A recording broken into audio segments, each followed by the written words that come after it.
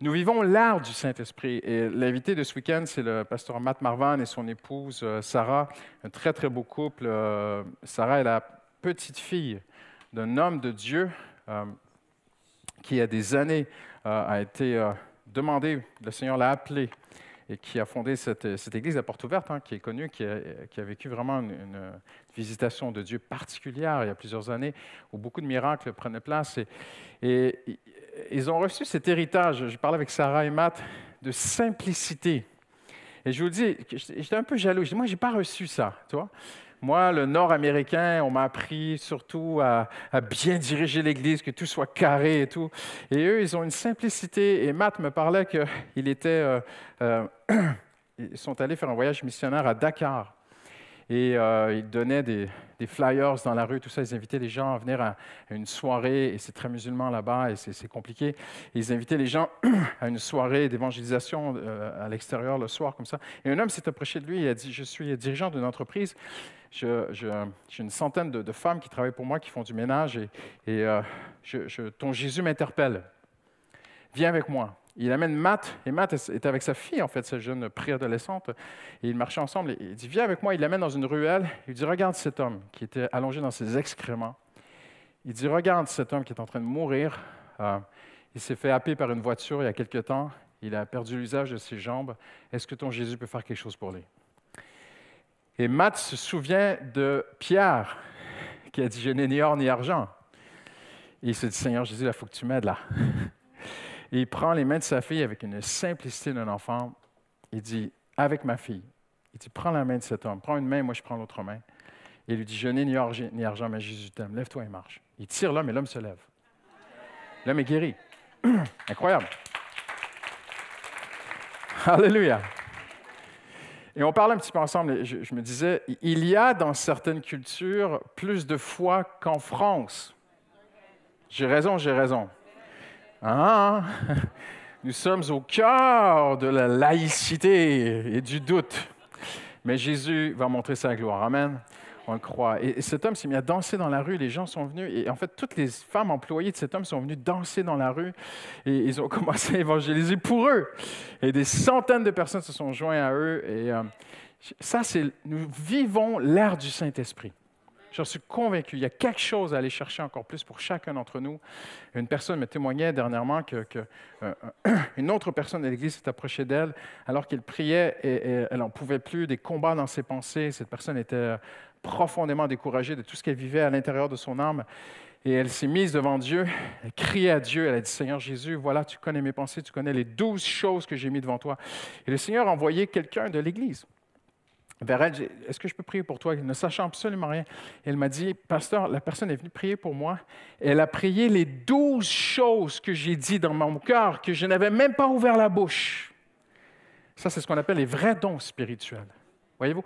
Et nous vivons dans cette ère où le Saint-Esprit veut faire des choses, mais par amour. Pas par gloire humaine, ni par désir de faire du spectacle. Nous sommes bien d'accord, j'espère, ce matin. Mais parce que Dieu aime les hommes. Et Dieu veut leur montrer qu'il existe un Dieu surnaturel, invisible, présent, qui est là et qui peut opérer des choses. Il faut faire très attention avec le miracle parce que le miracle, le miraculeux, les œuvres, les dons de l'Esprit, le surnaturel que Dieu veut encore opérer au milieu de nous aujourd'hui. Moi, j'ai vu des choses dans ma vie extraordinaires et j'ai soif encore d'en voir. Mais malgré toutes ces choses-là, il ne faut jamais oublier que le miraculeux que Dieu veut opérer à travers les dons de l'Esprit a toujours un seul but, amener les gens à connaître mieux Jésus-Christ. Et la Bible nous avertit aussi. À un moment donné, dans le livre de Nombre, le peuple d'Israël est malade, et vous connaissez l'histoire, ils sont mordus par des serpents mortels, venimeux. Et Dieu dit à Moïse, prends un serpent et mets-le sur un bois. Le serpent représente le diable, représente le mal. Et la Bible dit que Jésus, à la croix, s'est fait péché pour nous. Et ça va vous bousculer dans votre théologie peut-être ce matin, mais le serpent pendu au bois représente Jésus pendu au bois à la croix pour nous. Et Dieu dit alors qu'ils vont regarder le serpent pendu au bois, ils vont être guéris. Et les gens sont guéris. Mais plus tard dans l'histoire d'Israël, quelqu'un va ramener l'idolâtrie de ce serpent pendu au bois. Et là, ça va faire l'inverse. Les gens ne vont pas être guéris, les gens vont s'éloigner de Dieu. Et on voit ici la lumière et les ténèbres, la vérité et le mensonge, le vrai et le faux. Celui que nous adorons n'est pas le miracle, c'est Jésus. Nous n'adorons pas les miracles, nous n'admirons pas les miracles, nous ne courons pas après les miracles, nous ne payons pas pour avoir des miracles, nous ne payons personne pour aller voir des miracles. Il y en a qui payent pour aller au théâtre, il y en a qui payent pour aller au cinéma, il y en a qui payent pour aller voir des miracles dans des conférences. J'ai fait ça quand j'étais jeune. J'étais profondément déçu. Ça n'a rien apporté à ma foi. Et à un moment donné, on peut soit adorer celui qui a été à la croix pour nous et qui fait des miracles pour nous attirer à lui, pas au miracle, ou on peut basculer dans une fausse doctrine, une déviation, une tentation, une séduction, où on en vient à adorer le miracle. Et voyez-vous, on adore Jésus, mais toute autre forme d'adoration est une idolâtrie. Il y a des gens qui idolâtrent, dans les milieux évangéliques aujourd'hui, dans les églises, ils idolâtrent le miracle au lieu d'adorer Jésus. Combien veulent adorer Jésus ce matin? Hallelujah! C'est lui qui fait des miracles. Et nous vivons dans cette ère du Saint-Esprit où le Saint-Esprit veut faire encore des choses extraordinaires dans ta vie, mais aussi à travers de ta vie. Il faut comprendre qu'au-dessus des miracles, au-dessus des dons spirituels, au-dessus de tout ce que le Saint-Esprit peut parfois faire, qui peut paraître mystérieux et même mystique, j'ose dire ce matin, parce que oui, le Saint-Esprit fait parfois des choses qui nous dépassent complètement. La principale œuvre du Saint-Esprit, c'est lorsque Jésus a dit « Il prendra de ce qui est à moi », vous connaissez la suite, « et il vous l'annoncera ». En fait, le Saint-Esprit est la seule personne ici ce matin qui peut prendre ce que nous allons voir dans les prochaines minutes et l'appliquer à ton âme. Pasteur Christian ne peut pas le faire. Bien parler, bien prêcher, s'exciter, essayer d'être l'éloquence, impressionner les foules. Je pourrais courir partout, me jeter partout. Maintenant, je sais que Pasteur Mathieu est très excité quand il prêche, mais il ne le fait pas pour vous impressionner. Il le fait parce que ça brûle en lui, OK? C'est pas pareil. Mais il y en a qui font du spectacle. Ils essaient d'impressionner les gens. Mais aucun être humain ne peut prendre ce qui est écrit dans ce livre. Tu peux t'asseoir, lire la Bible, et il est possible que ça ne te fasse absolument rien. Parce que le seul qui peut appliquer à ta vie, à ton cœur, à ton esprit, ce qui est écrit, c'est le Saint-Esprit. C'est le seul. Il a été envoyé pour prendre les Écritures, les vivifier, les rendre vivantes, et elles deviennent un pain vivant. Hallelujah! Elles deviennent une nourriture, elles nourrissent ta foi, elles nourrissent ce que tu crois, elles nourrissent ta marche avec Dieu. Elles amènent une lumière en toi. Paul parle littéralement aux Corinthiens, il dit, lorsque vous êtes venus à Christ, c'est littéralement comme le jour de la création où Dieu a dit en un instant que la lumière soit, la lumière fut. Et Paul, en fait, se relate à ce texte de la création, il dit, et Christ, la lumière a brillé dans vos cœurs. Quel est le Saint-Esprit qui peut faire ça? Aucun film d'Hollywood. Aucun spot, aucun spectacle, rien. Aucune étude théologique ne peut faire ça. Mon cher ami, tu peux aller chercher un triple doctorat en théologie. Il n'y a pas de problème. Tu peux étudier le Saint-Esprit toute ta vie. Il n'y a pas de problème.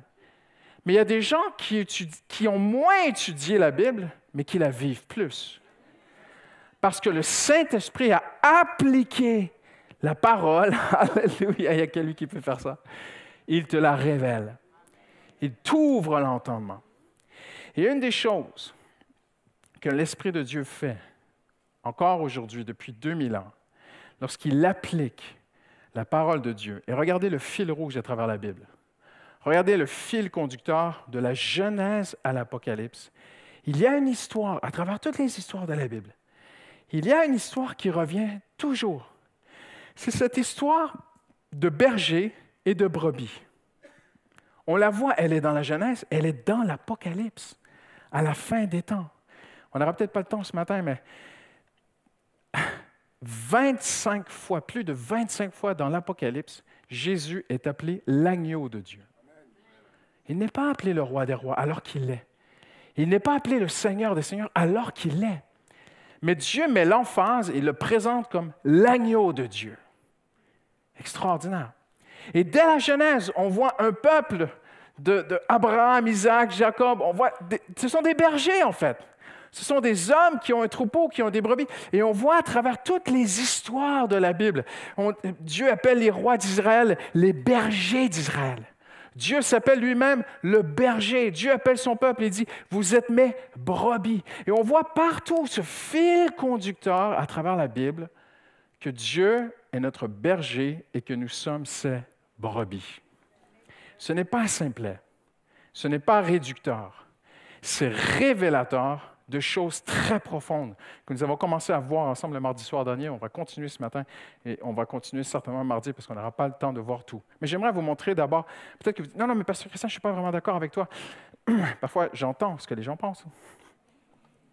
Je ne suis pas vraiment d'accord avec toi, Pasteur Christian, parce que le Saint-Esprit, c'est le paraclétos, c'est l'avocat, le Saint-Esprit, c'est comme l'air, c'est le vent, c'est le souffle, c'est le feu, ce sont tous ces éléments extraordinaires qui sont des images de qui est le Saint-Esprit. Vous avez tout à fait raison. Mais il y a un texte dans la Bible, dans l'Ancien Testament, qui nous montre que le Saint-Esprit est aussi ton berger. Et non seulement ton berger, c'est ce qu'on va voir ensemble aujourd'hui.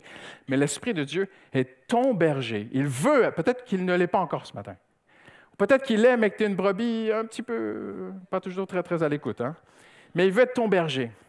Et non seulement il veut être ton berger, mais il veut mettre en toi un cœur de berger.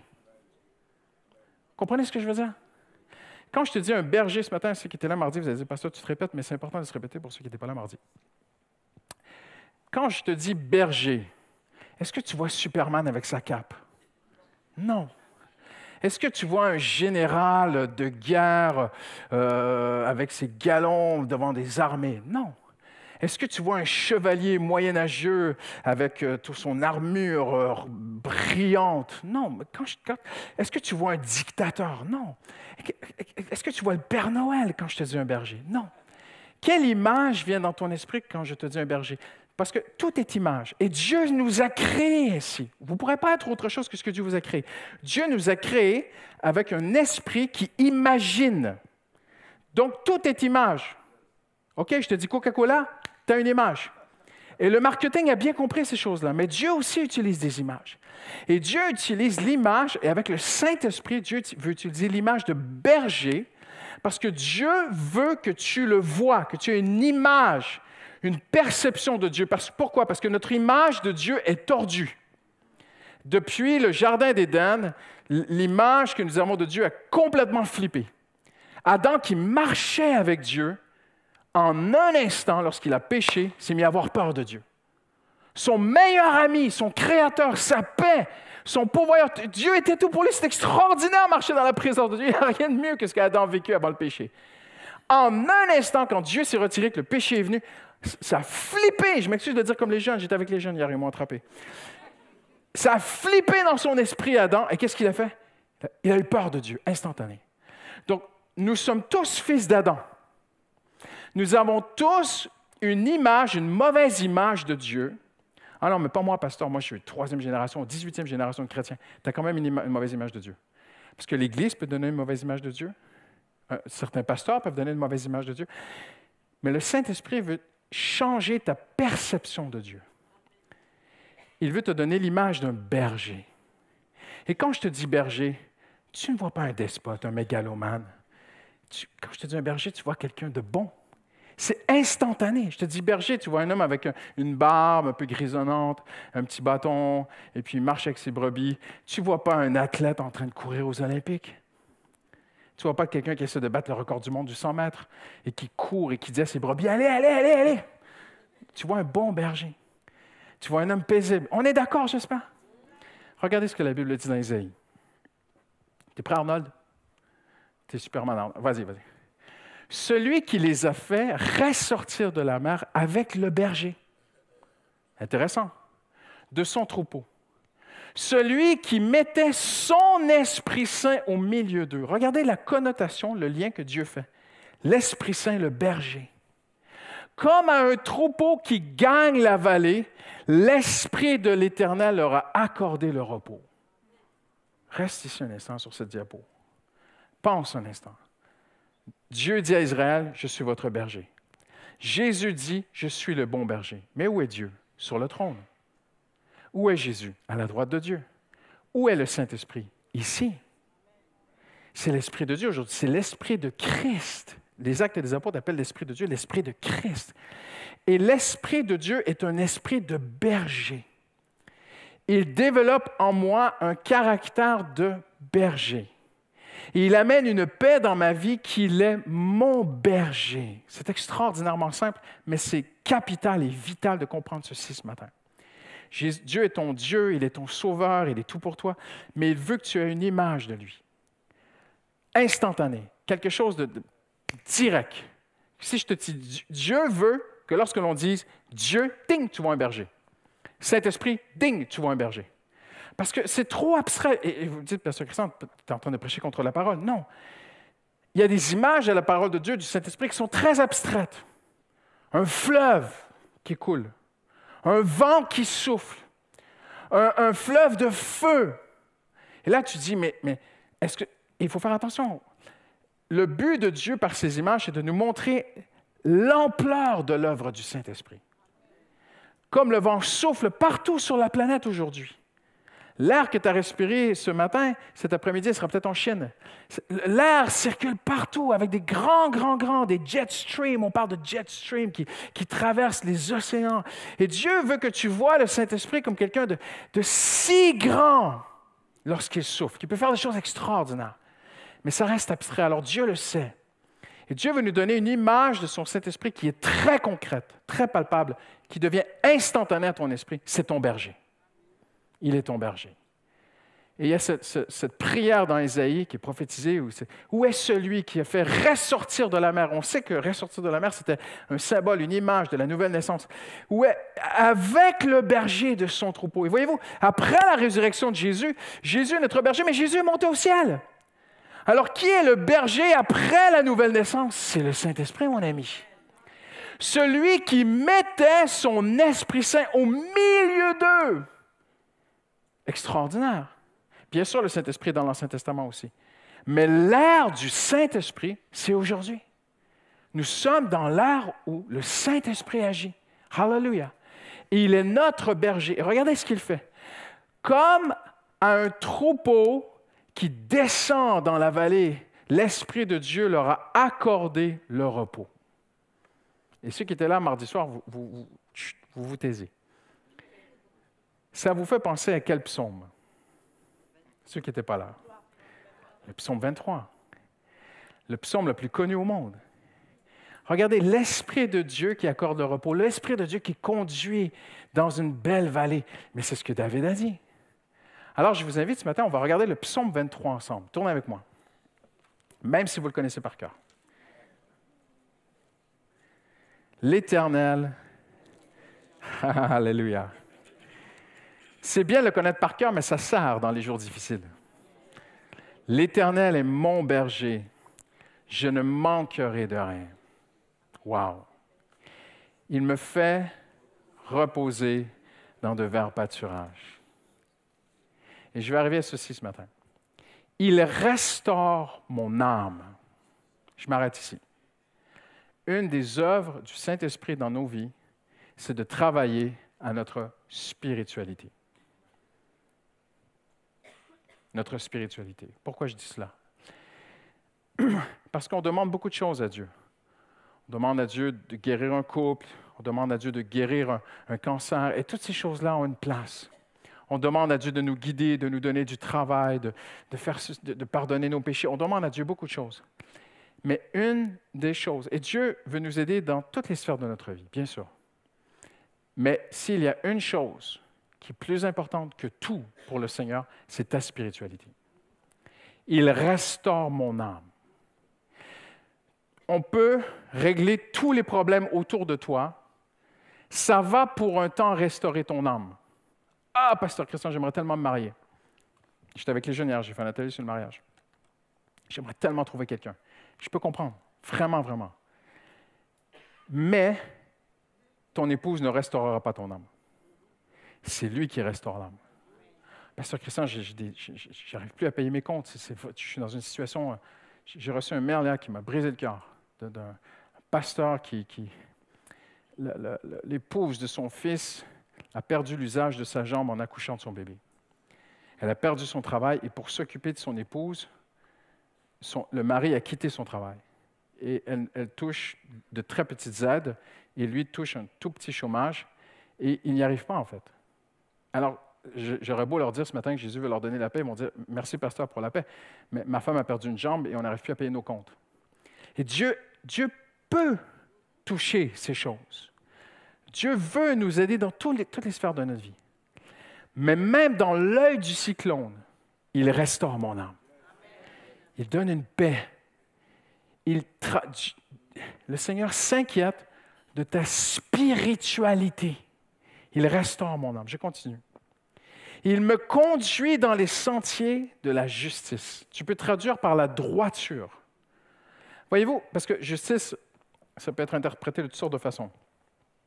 Mais la droiture, il me conduit dans des sentiers qui sont droits, en fait. Le Seigneur ne t'amènera jamais à tomber dans un précipice ou tomber dans un trou. Tout ce qui se passe dans ta vie, et si tu as donné ton cœur à Dieu, ce que tu ne contrôles pas, ce que tu ne maîtrises pas, tu dois quand même croire, Seigneur, ma vie est en règle avec Dieu. Quelqu'un qui a du compromis, qui est dans le péché, c'est autre chose. Mais un homme et une femme qui marchent sincèrement, bien imparfaitement, mais de tout son cœur avec le Seigneur et qui veut lui être agréable, et tu te retrouves sur un sentier, tu te dis, mais qu'est-ce que je fais sur ce chemin dans ma vie? Fais confiance à Dieu. Parce qu'il conduit toujours sur un sentier de droiture. Quelque chose de bien qui va sortir de cela. Il me conduit dans les sentiers de la droiture. Mais je vais aller plus loin aussi. Non seulement il est notre berger, mais il y a une double vérité sur ce texte ce matin. L'Éternel est mon berger, le Saint-Esprit est mon berger, mais le Saint-Esprit vient vivre en moi. Et son esprit vit dans mon esprit, et son esprit veut affecter mon esprit, mon caractère, ma personnalité et mon comportement. Donc, l'œuvre du Saint-Esprit est de faire de moi aussi un bon berger. Ne vous inquiétez pas, on ne va pas vous vendre des bâtons à la sortie. Mais il fait en nous, il travaille en nous, il développe en nous un cœur de berger. Chaque personne ici aujourd'hui, vous avez des responsabilités. On a tous des responsabilités. Papa, tu es responsable de tes enfants. Responsable de ta femme. Maman, tu es responsable de tes enfants. Tu as des responsabilités au travail, tu as des responsabilités peut-être dans l'Église, tu as des responsabilités. On a tous, forcément, d'une façon ou d'une autre, des responsabilités. Et qu'est-ce qu'il dit? Il me conduit. Et le Seigneur veut me conduire pour que je puisse bien conduire les gens qu'il m'a confiés. J'espère qu'on est d'accord ce matin. Il me conduit dans des sentiers droits. Je suis appelé en tant que pasteur, en tant que berger, et tous les bergers de cette Église, et chaque personne qui a des responsabilités ici, nous sommes appelés à conduire dans la droiture, en fait. Pas à faire plaisir. Imagine une maman, il faut faire attention parce que ça existe, une maman qui donne à ses enfants que ce qu'ils veulent. Maman, je veux des bonbons, maman, je veux des bonbons. Et tu retournes voir cette famille dans 10 ans, et les enfants, ils ont tous les carrés, les dents. Et tu te dis, mais qu'est-ce qui s'est passé? Ça fait 10 ans que je leur donne ce qu'ils veulent. Tu ne les as pas conduits dans les sentiers de la droiture. Une bonne mère ne donne pas à ses enfants ce qu'ils veulent. Est-ce qu'ils veulent faire leurs devoirs ou est-ce qu'ils veulent aller jouer après l'école? Ils veulent aller jouer. Mais qu'est-ce qu'on leur dit? Fais tes devoirs. Donc, une bonne mère de famille conduit ses enfants dans la droiture. On parle de choses très, très pratiques et très, très simples ce matin. Mais quand le Saint-Esprit vient dans la vie de quelqu'un, il nous conduit, nous, dans les sentiers de la droiture, il nous montre comment conduire les gens dans les sentiers de la droiture. Tu travailles, tu as des clients, tu conseilles des gens. Il y a des gens ici, vous conseillez des gens peut-être à investir. D'autres, vous les conseillez sur le thème de la santé. Il faut faire attention. Vous avez une responsabilité morale dans votre travail. Parce que tu peux avoir une pression de ton patron de vendre, faire signer des contrats, mais le big boss, c'est celui qui nous conduit dans les sentiers de la droiture. Et je vous dis, mieux vaut, je parle en connaissance de cause, mieux vaut perdre un travail où on te demande de tricher, voler, mentir à tes clients, que de perdre les sentiers de la droiture. Et le Seigneur prendra soin de toi. Mieux vaut un petit salaire, mais rentrer chez toi et avoir la conscience en paix, que tu n'as pas trompé tes clients, que de toucher un gros salaire et tu rentres chez toi. Parce que moi, j'ai un ami qui m'a raconté ça. Il était dans les assurances. Il m'a dit, Christian, il y avait une pression de mentir de ceci, de cela. Et un soir, je suis rentré chez moi, je n'arrivais pas à dormir. Je dis, mais j'ai trompé un client. Et le client s'en est rendu compte. Il a commencé à l'harceler. Ça a été jusqu'en justice, cette histoire. Puis il a dû demander pardon, tu vois. Et il n'y a rien de plus beau que d'avoir la conscience en paix.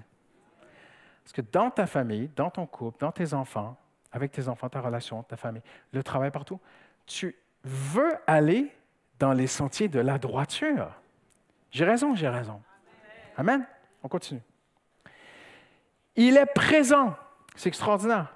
Quand je marche dans la vallée de l'ombre de la mort, je ne crains aucun mal car tu es avec moi. C'est extraordinaire.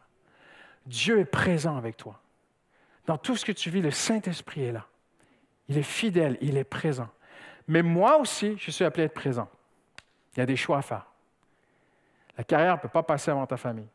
Avant ta famille. À un moment donné, il y a des choix à faire dans sa vie. Il faut aussi, je peux comprendre qu'on est en région parisienne, je peux comprendre qu'on part tôt le matin, qu'on rentre tard le soir, qu'il y a des bouchons.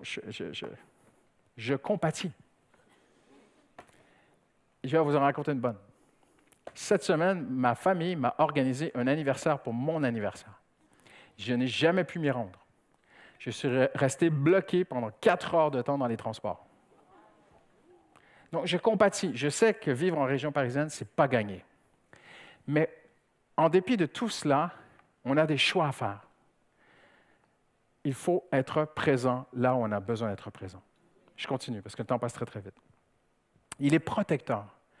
Ta houlette et ton bâton me rassurent. Qu'est-ce que la houlette et qu'est-ce que le bâton? La houlette était un grand bâton, un peu crochu comme ça au bout, où le berger, lorsqu'une brebis s'éloignait, pouvait l'attraper et la ramener. OK? Ou quand une brebis ne voulait pas trop écouter, parce que Jésus parle aussi des boucs qui frappent les brebis. Les brebis ont très, très peu de moyens de défense, mais on dit qu'un des moyens de défense des brebis, c'est de donner un coup de tête. Parfois, dans le corps de Christ, ça arrive. Parfois, entre frères et sœurs, ping, un petit coup de tête. Et le bon berger dit « Wow! » On ne fait pas ça.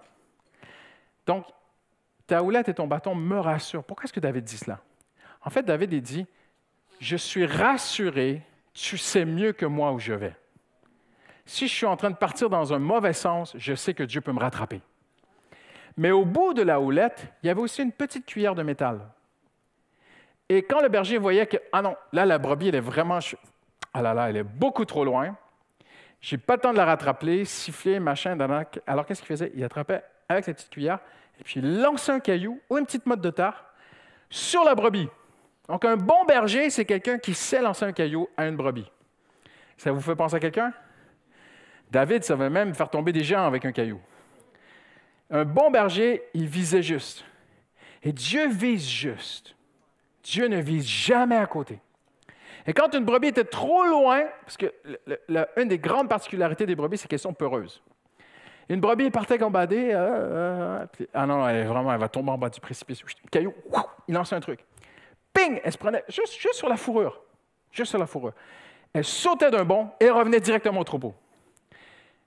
Dieu est ton bon berger.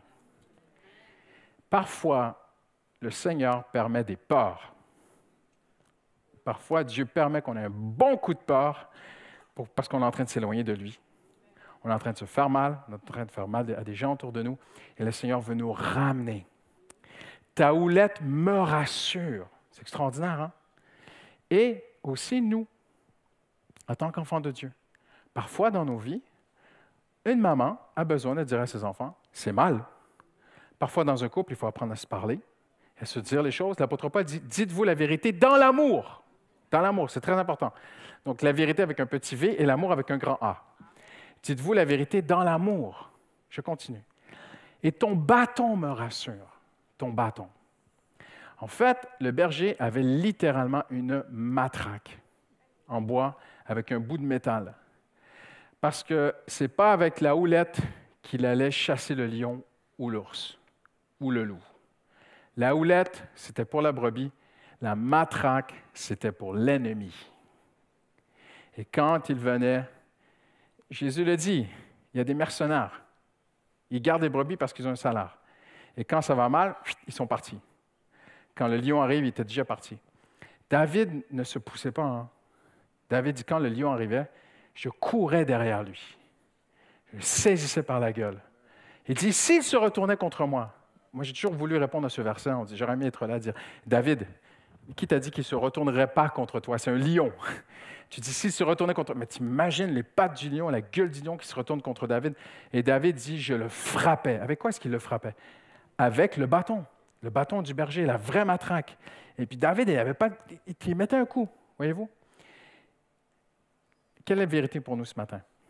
L'Éternel est mon berger. Ta houlette et ton bâton me rassurent. Il y a un combat spirituel. Il y a quelque chose de particulier avec le diable. C'est que nous ne le voyons pas. Avez-vous déjà remarqué? Parfois, il y en a qui essaient de lutter contre le diable, mais comment tu fais pour lutter avec quelqu'un que tu ne vois pas? Tu vas tirer où? Tu ne le vois pas. La meilleure personne pour combattre ton ennemi, c'est Jésus. Donne la bataille au Seigneur. Donne le combat au Seigneur dans les pensées, les tentations, les choses, les pensées qui viennent, les découragements. Et quand tu es assailli, oppressé, que ça dépasse tes capacités. Parce que parfois, on a ouvert des portes, on a tellement commencé à cogiter des mensonges qu'on devient pris avec ces choses. Et ça devient un niveau que ça nous dépasse. Et qu'est-ce qu'on fait dans ces moments-là? Seigneur, sors ton bâton. Viens te battre pour moi. Et le Seigneur va le faire. Amen. Maintenant, est-ce que nous, on fait ça pour les autres? Est-ce qu'on va s'acheter une matraque et on va taper quelqu'un dans le métro cet après-midi? Non. Mais il faut connaître l'ennemi. Un homme de Dieu m'a dit en 2013, Christian, quand tu lis les psaumes et que David parle de ses ennemis, dans le Nouveau Testament, nos ennemis ne sont pas des êtres humains. C'est le diable. Tous les ennemis dans l'Ancien Testament sont traduits dans le Nouveau Testament comme deux choses, trois même. Le péché, la nature charnelle et le diable sont nos vrais ennemis. Et contre le péché, on sort la matraque. Amen? Contre l'ennemi, on sort la matraque. Et je continue. Ta houlette et ton bâton me rassurent. Un bon berger, il est protecteur. Il y a des années, ma famille et moi, nous étions dans des hauts alpages et on a fait un petit pique-nique, on s'est assis, il faisait beau, c'est merveilleux. Et alors qu'on était là, je vois quelqu'un qui descend littéralement des rochers comme ça, un berger en fait, avec un grand bâton. Et je le vois, il marche comme ça, puis il donne un coup par terre, il marche plus loin, donne un autre coup. Il a du temps à perdre, lui. Et puis il continue, il donne un coup comme ça et tout. Puis à un moment donné, on est là, on le regarde en famille, on se dit, mais qu'est-ce qu'il fait? Il s'approche de nous, mais il va nous mettre un coup. Tu vois. Puis il donne des coups par terre comme ça avec son grand bâton. Et puis je vois qu'il s'approche et je vois qu'au bout de son bâton, il y a comme une petite fauche, tu vois. Puis je vois qu'il fauche des herbes. Et je me lève, je vais vers lui, je dis, vous faites quoi? Il dit, en fait, avant que le troupeau vienne brouter, je dois venir tuer les plantes qui pourraient tuer mon troupeau. C'est beau, hein? Ça, c'est un bon berger. Un bon pasteur, c'est quelqu'un qui attaque les fausses doctrines. Un bon pasteur, c'est quelqu'un qui dit à ses brebis, « Mange pas ça, ça va te tuer. » Mais un bon père de famille, c'est quelqu'un qui dit à ses enfants, « Tu ne regardes pas ça à la télé. Tu ne regardes pas ça sur le téléphone. Ça, sur la tablette, c'est non. » Voyez-vous ce que je veux dire? À un moment donné, il y a une bonne vieille expression de mon pays qui dit, à un moment donné, il faut porter ses culottes. Ça se dit en France? Non? Ça se dit? Oui? Non? Vous me laissez tomber, les gars? Il faut prendre ses responsabilités.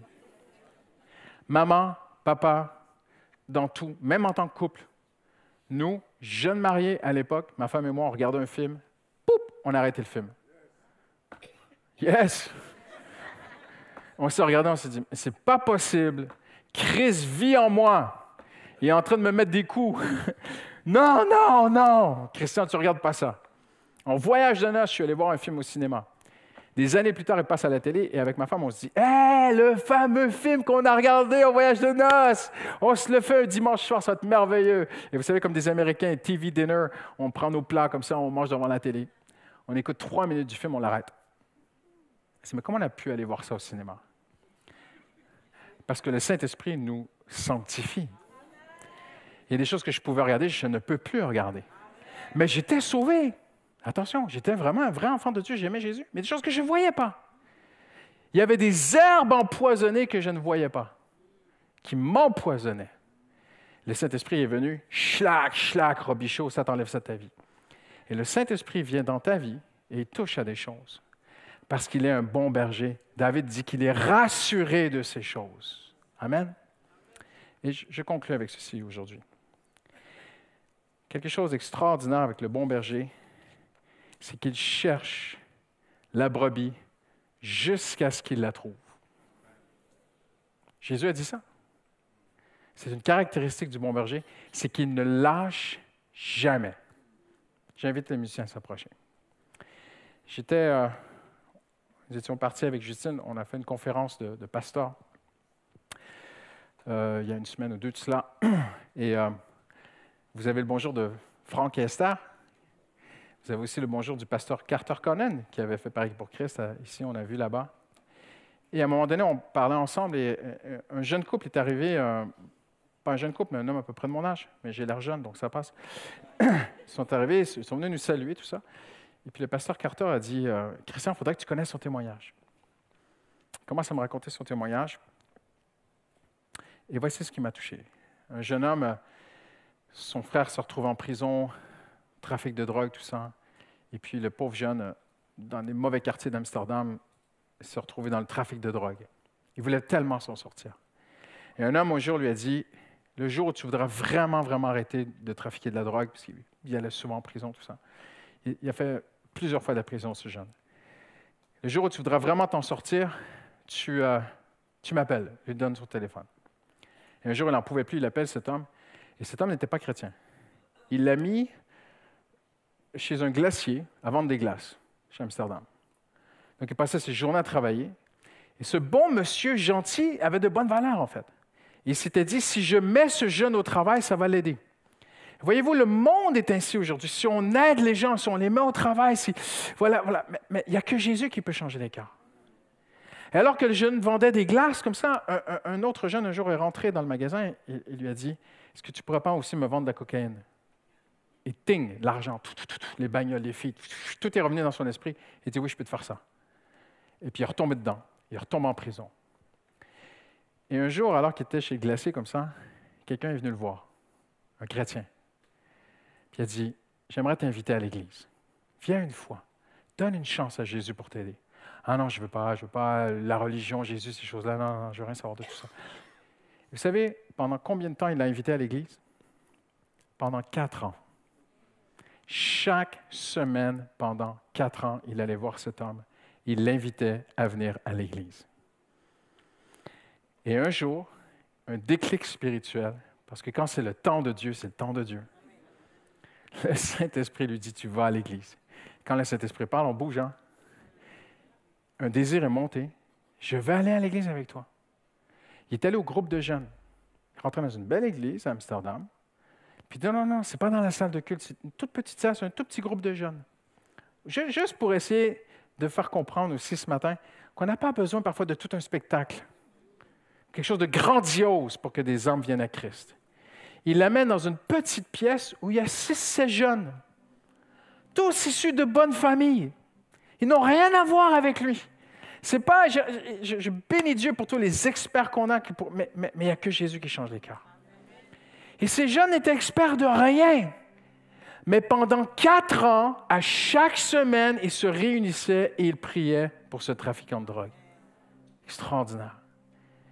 Et lorsque le jeune entre dans la pièce, ses autres amis voient ce gars, il l'introduit en disant, « Voici celui pour qui nous avons prié pendant 4 ans. » 4 ans. Tu te rends compte? Voici celui que j'ai invité à l'église chaque semaine pendant 4 ans. Incroyable. Et le gars s'assoit là, il est touché quand même. Il dit, dans toute ma vie, il n'y a jamais personne qui m'a aimé comme ça. Et il les écoute prier. Il y en a un jeune qui sort sa guitare, il gratouille un peu, mais c'est pas top, tu vois. Puis il fait de son mieux, puis il chante des chants de l'église. Et à un moment donné, à travers lui, il est là, il regarde, il ne connaît rien du monde chrétien. Il ne sait pas prier, il ne connaît pas la Bible, il ne sait rien. Et à un moment donné, dans un chant, il entend une phrase qui rentre au plus profond de son être. Le jeune tombe à genoux, tombe sur sa face. Et pendant 2 heures, il pleure devant Dieu. Il se relève, né de nouveau. Changé. C'est extraordinaire. Mais ce n'est pas fini. Il a fait une licence en théologie, il est devenu pasteur. Il a dit, moi, je vais aider les gens dans les prisons. Je vais devenir aumônier de prison. Donc, il a monté tout un dossier, il est allé pour devenir aumônier de prison. Mais il y a une loi aux Pays-Bas, c'est qu'il y a un seul type de personne qui ne pourra jamais devenir aumônier de prison, c'est celui qui a fait de la prison. Donc, il ne peut pas devenir aumônier de prison. Mais il ne se laisse pas décourager. Il se dit, je vais aider, quand les gens sortent de prison, je vais les aider à venir à Jésus. Alors, il lance un café, pas un café pour fumer du shit, là, pas un coffee shop, mais un vrai café, avec une petite brûlerie, il brûle son café, tout ça. Et il s'arrange avec les prisons pour faire venir des jeunes, les réinsérer au travail.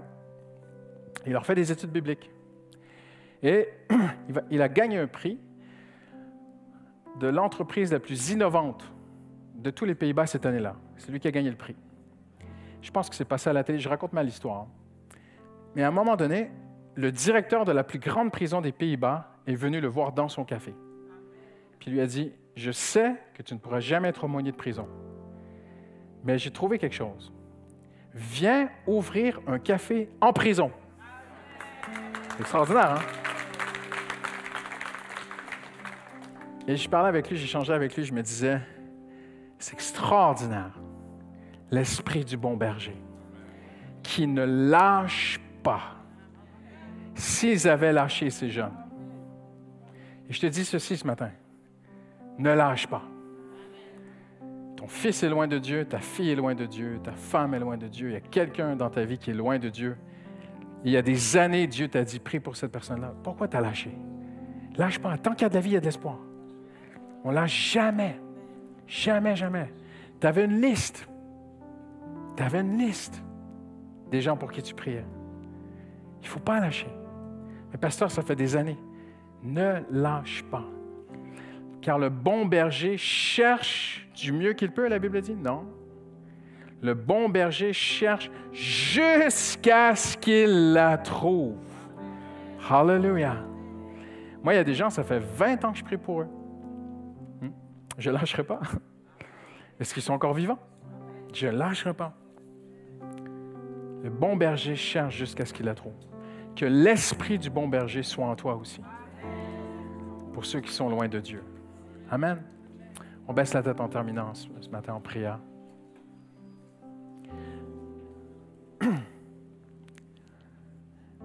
Il y a quelqu'un ici aujourd'hui, tu es loin de Dieu. Tu es loin de Jésus. Jésus n'est pas vraiment ton berger. Mais tu sens qu'il t'attire à lui. Tu sens son amour. Ce n'est pas le fait qu'on est en train de jouer du piano. Ce n'est pas une ambiance qu'on a créée. Tu le sais à l'intérieur de toi. Il y a quelque chose d'invisible qui te tire vers Jésus ce matin. C'est le bon berger qui te veut. C'est le bon berger qui t'aime. Hallelujah. Et il ne lâchera jamais. Il ne te lâchera jamais. Mais peut-être que ce matin, c'est le temps de mettre ta main dans sa main. De changer de vie. Comme ce jeune homme. De dire, il me faut un nouveau départ avec Dieu. Il me faut une nouvelle vie. Et je le dis ce matin. Qu'as-tu à perdre de venir à Jésus? Je me souviens d'un jeune drogué qui me disait, mais qui discutait, il me répondait. Mais je dis, mais tu t'accroches à quoi en fait? Tu n'as rien en fait dans la vie. Donc tu n'as rien à perdre de venir à Jésus. Et je te sollicite ce matin. Regarde, tu sais qu'il y a des choses que tu vas perdre si tu viens à Jésus. Mais franchement, à côté de la vie qu'il a pour toi, non, mais c'est l'inconnu, je sais que c'est l'inconnu. Mais Dieu dit, je connais les projets que j'ai faits pour toi. Des projets de paix et non de malheur. Ta vie, c'est malheur après malheur. Avec Jésus, ça sera bonheur après bonheur. Et le Seigneur te dit ce matin, lance-toi. Donne-moi ta main. Hallelujah. Tu n'as plus rien à perdre de toute façon. Donne-moi ton cœur, donne-moi ta vie. Je vais être ton berger. Et tu diras de moi, Dieu est mon berger, je ne manquerai de rien. Il te donnera une paix, un repos intérieur que rien ne peut te donner. Mais il te respecte. C'est pour ça qu'il y a une lutte intérieure ce matin. Il te dit une seule chose, mets ta main dans ma main. Donne-moi une chance. Donne-moi ta vie. Et je vais la changer. Et si c'est toi ce matin, j'aimerais juste que tu lèves la main en public. Parce que Jésus est mort en public pour toi. Alors il te demande une décision en public ce matin. Seigneur, tu vois ces mains qui se lèvent ce matin. Hallelujah. Seigneur, je veux vraiment donner ma vie. Hallelujah. Hallelujah. On va se lever ensemble en terminant. Je vais te conduire dans une prière et toute l'Église, on va prier ensemble. Je vais te demander, ce n'est pas la répétition qui compte, c'est la sincérité du cœur. Je vais te demander de répéter après moi et toute l'Église, on va répéter comme un soutien avec toi ce matin. On dit au Seigneur Jésus ensemble ce matin, Seigneur Jésus, sois mon berger. Je te donne ma vie. Viens dans ma vie. Viens dans mon cœur. Prends ma vie. Sois le berger de ma vie. Et je crois ce matin qu'alors que je te donne tout, je ne manquerai de rien. Alléluia! Alléluia! Alléluia!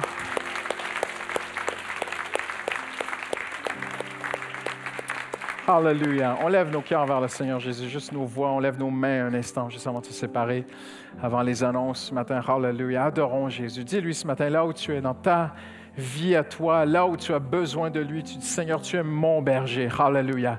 Le Saint-Esprit est mon berger, je ne manquerai de rien. Alléluia. Tu lui dis ce matin, merci Saint-Esprit. Alléluia. Merci Saint-Esprit, tu guides ma vie, tu gardes ma vie. Ta houlette et ton bâton me rassurent. Si je m'éloigne, tu me ramènes, Seigneur. Tu me donnes un repos, tu me donnes une paix, Seigneur Jésus. Alléluia. Je veux être ta brebis, Seigneur. Je veux être ta brebis, Seigneur. Je te donne tout, je te redonne tout, je te confie tout. Ce matin, donne-lui tes peurs, donne-lui tes inquiétudes, donne-lui ton passé, donne-lui tes péchés, donne-lui tes chutes, donne-lui toutes les fois où tu te sens tellement indigne, donne-lui toutes les fois où tu as eu honte de toi. Alléluia, tu lui donnes tout ce matin. Aucun formalisme, que de la sincérité du cœur ce matin. Alléluia. Dieu est mon berger. Le Saint-Esprit est mon berger, je ne manquerai de rien. Alléluia.